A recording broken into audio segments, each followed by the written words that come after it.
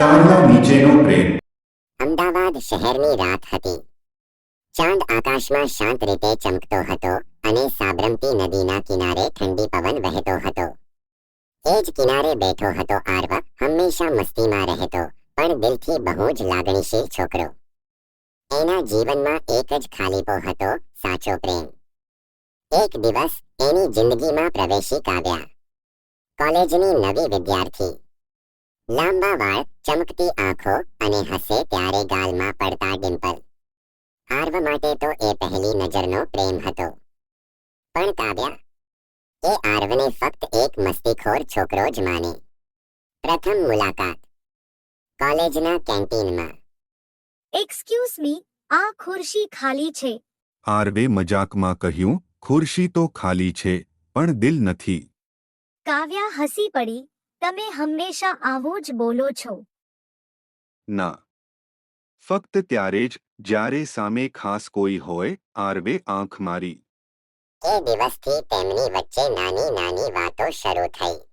મિત્રતા અને મસ્તી. આરવ હંમેશા કાવ્યાને હસાવતો, ક્યારેક ખરાબ જોક્સથી, ક્યારેક પોતાની બકવાસથી. કાવ્યા બહારથી શાંત હતી પણ અંદરથી એ પણ આરવની કંપની એન્જોય કરતી.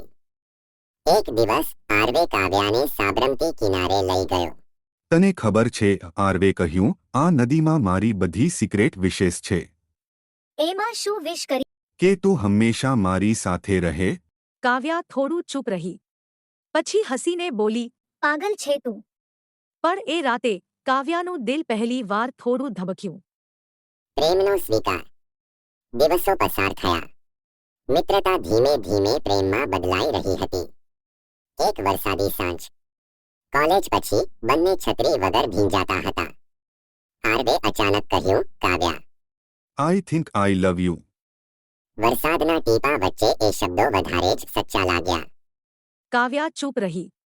એની આંખોમાં ઘણા પ્રશ્નો હતા. મને સમય જોઈએ, એ ધીમેથી બોલી. દુરાવ અને સમજણ. કાવ્યા થોડા દિવસો સુધી આરવથી દૂર રહી. એ પોતાના દિલને સમજવા માંગતી હતી.